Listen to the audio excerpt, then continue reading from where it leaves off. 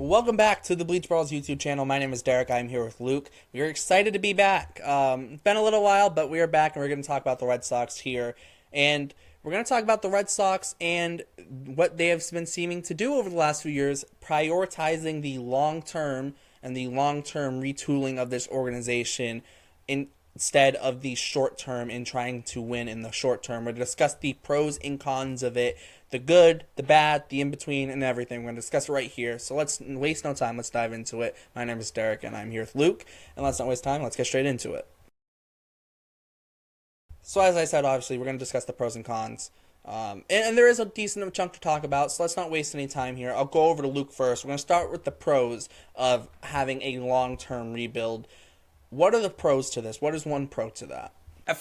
Well, first off, every successful MLB team that is set up for success right now has done it by building through their farm system.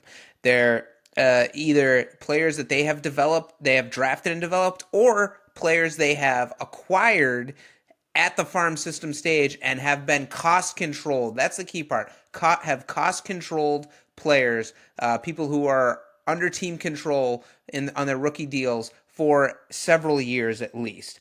I mean, go down the line, every team that is set up in a manner where every other team is looking at and being like, I really wish my team was in a spot like this. Start with the Braves, with Ronald Acuna and Austin Riley and Max Fried, Spencer Strider, Michael Harris, Bryce Elder. You go to the Astros, Jose Altuve, Framber Valdez, Kyle Tucker, Luis Garcia, even though he's hurt, Carlos Pena. Before that, Jeremy Pena. Before that, Carlos Correa, Christian Javier, Hunter Brown. You go to the Rays, Kyle McClanahan, Wander Franco, Randy Arozarena, Brandon Lau, Tyler Glasnow. The Orioles, Adley Rutschman, Gunnar Henderson, Austin Hayes, Cedric Mullins, Tyler Wells, Felix Bautista. The Dodgers, Kershaw, Urias, Will Smith, James Outman, Tony Gonsolin. Before that, Corey Seager, Walker Buehler, Cody Bellinger. That's how you build teams to win these days. And it's just, that's the model that teams follow. That's the successful model. And I believe after so long watching this generation of Major League Baseball teams, that's the only way you can build a team that can possibly have lasting success for 5, 7, 10 years at a time. Yeah, I would 100% agree with that. I also think, too, like, a big part of these teams, and, like, I'll use another example, too. The Dodgers, one of their big moves in terms of that led them to win the World Series. They traded for Mookie Betts from the Red Sox. We're going to talk about the Red Sox. But they traded for Mookie Betts. Who did they use? They used guys in Alex Verdugo, who was a homegrown guy for them. They traded They traded Jeter Downs, and although Jeter Downs wasn't a homegrown guy for the Dodgers, they acquired him in the Matt Kemp trade, right? So using those pieces to acquire big league talent. I think when we start talking about the Red Sox potentially becoming a team that can win and win for a sustained period of time, I think a big part of it is going to be you need to have that talent in the minor leagues. We saw how much it hurt the Red Sox in 2019 when their deadline acquisition was Andrew Cashner.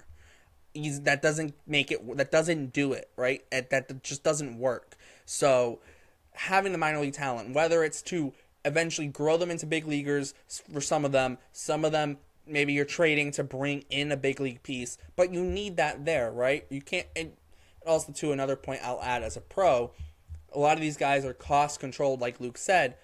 You can't go out and pay everyone on your team 20, 30, 40 million. Look at what a team like the Mets, look at them this year. Look at a team like the Padres. Teams that have spent a lot of money. And yes, the Padres, like, they got Juan Soto, they mortgaged, like, all their farm system to get him. But, like, they still use they had to use their farm system to get him. But, like, the Mets, spending on Scherzer, Verlander, Kodai Senga, I think Quintana, too. They, they did trade for Francisco Lindor, right, using Andres Gimenez, Ahmed Rosario. But then they also pay him. They go and they tried to get Carlos Correa, and they were going to give him the deal until the ankle issue popped up again, right? Like, they got Eduardo Escobar, and that deal didn't really turn out great. They went out and got Mark Canha. They got Starling Marte. Like, they've gone out and paid a lot of guys, and this year isn't really working for them. Now, the Mets still do have a very strong farm system, right? but that has been built up even before Steve Cohen got there and became the owner. But he has also, been reluctant to move guys in the farm system. You got Brett Beatty, Francisco Alvarez, Ronnie Mauricio, guys like that, very highly thought of prospects for the most part. And guys like Mark Viento's come out, like highly thought of prospects. But at the same time, like that was there on top of the money. But at the same time, they didn't let that foundation really settle before spending the money. I think that's the thing what the Red Sox are trying to do. I think the pro is you get a foundation to build on top of, like building a house. You can't build a house without foundation. I think a big thing for these teams, building throughout the minor leagues and bringing up young guys and cost control guys and teams under team control, that is your foundation. Yeah, and once you have that foundation of cost control players in place, then the teams with money can bring in stars from the outside to put them over the top and make them into a beastly team that can compete for a while. I think with the abolishment of the abolishment of steroids has made power hitters hard to come by, and the abolishment of steroids teamed with pitchers all throwing gas now. It seems like everybody throws 95 or above now. So many people throw 100 miles an hour. I think steroid abolishment and pitchers throwing harder has just made it a lot harder to build a team through free agency, or just I'll cut a check and solve the issues with that. You can't buy long-term success anymore like you could in the early to mid 2000s. So look, this period that the Red Sox are going through of short-term bargain players while building homegrown players as contributors to the Red Sox major league team down the line, sure, but also others as trade bait, and focusing on building that foundation in the minor leagues without trading them and just amassing those players is essential to any long-term plan of success in the year 2023. Yeah, definitely. And I definitely think there are a lot of pros. I will slightly shift to the cons. I think one of the biggest cons, and we're seeing it right now with the Red Sox fan base with a big chunk of it, you do risk losing a big chunk of your fan base because you're not winning, and especially in a big market like Boston, we've seen it with teams like the Cincinnati Reds. Now that they have an exciting team, especially with a guy like Ellie De La Cruz being the face of that franchise, they are packing out Great American Ballpark.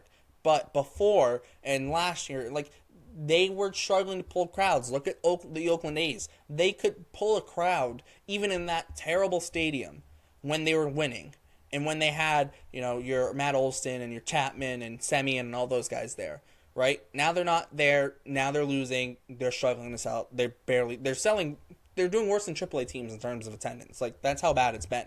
Teams like Pittsburgh before this year were not good in attendance. Pittsburgh's been better this year, but now they're struggling a little bit again. But their attendance has been, I'm pretty sure it's been a little bit better this year. But when they were struggling, it was bad, right?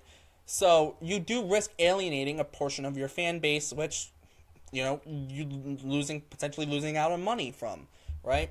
Now, in a big market like Boston, maybe it's not in terms of losing out money, but, the fans can turn against you. And especially in a city like Boston, in a market like Boston, it can be very loud. And you go to any radio show in Boston, and a lot of the radio shows, which I don't listen to because, one, I don't live in Boston, but two, I wouldn't listen to them anyways. They do get very negative about a team that's not good, and they don't look at the overall picture of an organization. And there are a lot of fans. They don't care about a guy in, and even in Double-A. Or like people are like, oh, Marcel Meyer's in Double-A, but at the same time, he's in Double-A. Look how many top prospects failed.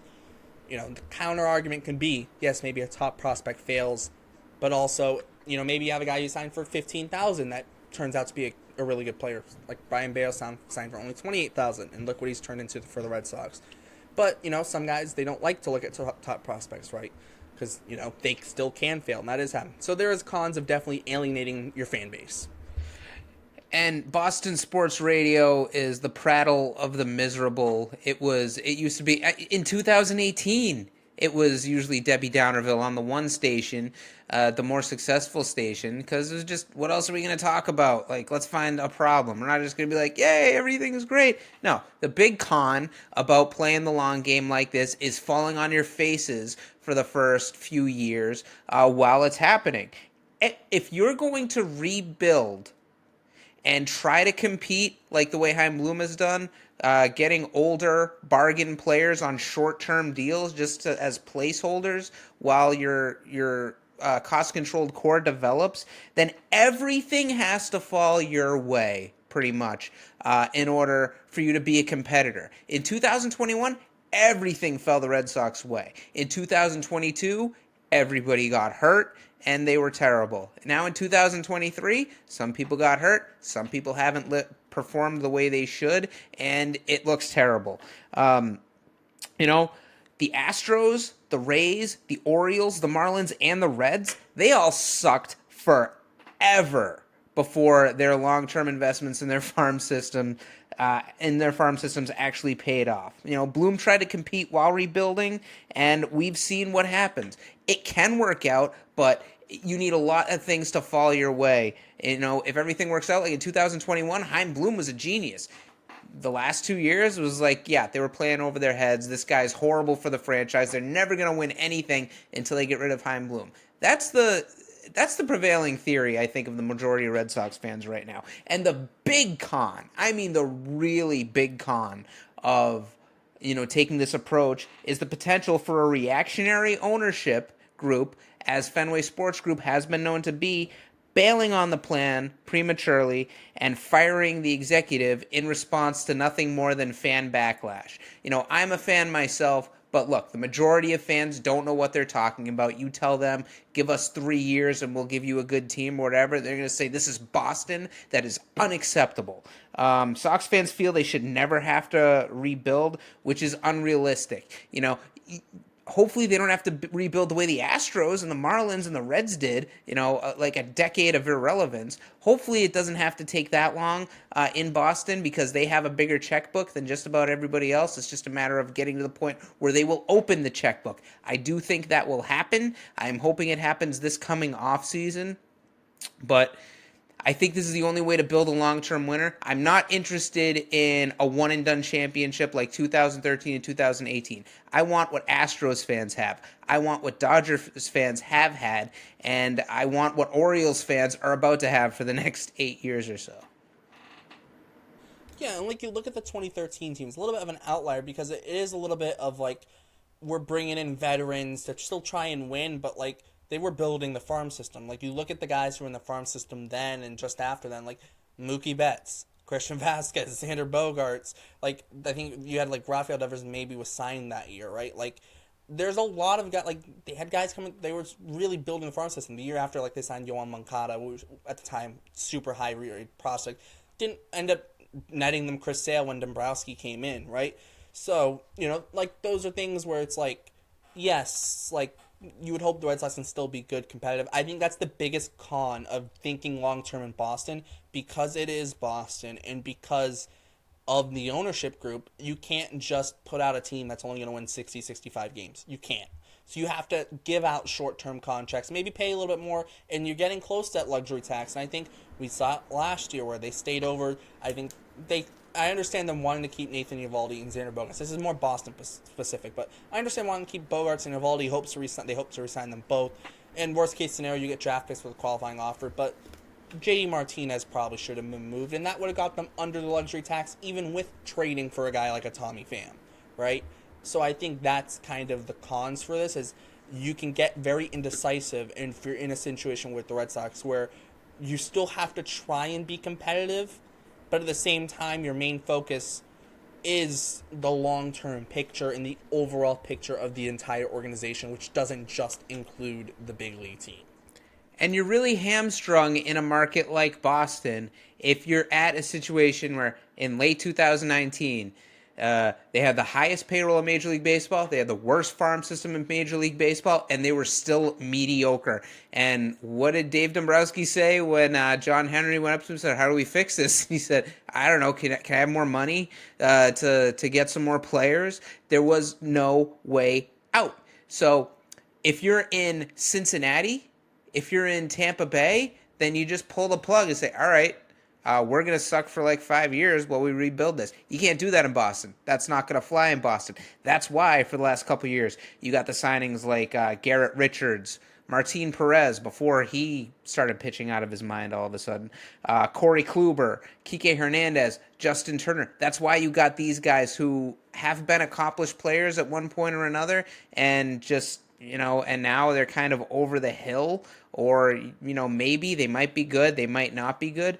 And whereas in other markets you say, all right, we're just gonna play the rookies and have them grow into their roles. So it's a very tough balancing act in Boston. I think Bloom's done it as well as just about anybody could. But what do you expect? He hasn't been able to take all of the resources that the Boston Red Sox can offer because they have to build those resources up. The capital in the minor leagues, because like I said before, you can't just buy a winner anymore. Yeah, that's definitely true. And then the last thing too for me is just like you can't just buy a winner, but also too like it. This takes time. Look at and then too when you're rebuilding, a lot of times you want a better draft pick because you can draft better prospects. Look at Houston. How many top 5 draft picks did they have? Right. Look at Baltimore. Look at the guys who they've been calling up. Adley Rutschman, #1 pick. Right. Gunnar Henderson, early second round pick. Jackson Holiday, who's now by base Emily Pipeline and some other publications, #1 prospect in baseball. What pick was he? He was the #1 pick, right? There's a reason why these teams are bad, and then they end up because you have a better chance of getting a really good prospect if you have the #1 pick compared to having the 14th pick, which the Red Sox have this year, right? That's the big thing.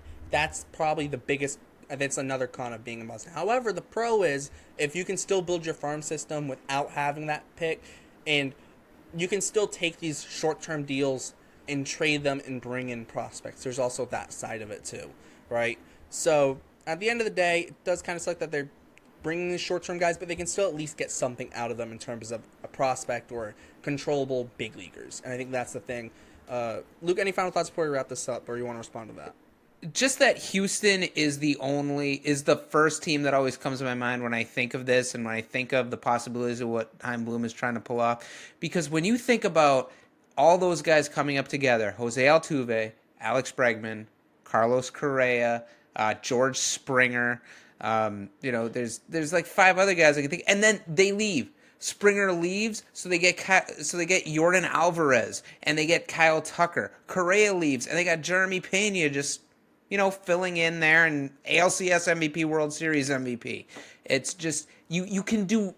The Verlander possibilities leaves and are Hunter Brown steps up and Framber yeah, Valdez steps up. Like yeah. You lose Justin Verlander. They got 5 homegrown starting pitchers. I think a couple are injured right now, but just the possibilities are. They also lost Cole and Greinke too. Yeah. The possibilities are endless when you have a well scouted, well cultivated farm system. Yep, exactly. I 100% agree with that. I think that's a great place to wrap it up. Make sure to comment. Let us know your thoughts on this. Not necessarily whether you think what the Red Sox are doing are good or bad. Comment, what are your thoughts on these pros and cons that we've laid out? Do you agree with them? Maybe disagree with them? What are your thoughts on the pros and cons? What do you believe are pros and cons? Let us know more in the comments. Make sure to like, subscribe, hit the notification bell so you get notified whenever we post. And what are your thoughts on Lean Lean and and Kugel? in the description. And what are your thoughts on Lean and Kugel? It is now my favorite beer, my favorite summer beer. Sam Adams changed their recipe. Boo. All right. Yeah, like I said, great place. Check out all our Bleach Brawls links in the description. Bleach Brawls website, podcast, Instagram, and Twitter. I know Luke and I have been writing columns recently too, so check out all our columns. Luke has been doing a lot of the Red Sox columns. I'll have a Red Sox column sometime in July before the trade deadline too. And I also did write an MLB column recently, so check that out too. For Luke, my name is Derek. Thanks for checking out Bleacher Brawls, and we'll see you next time.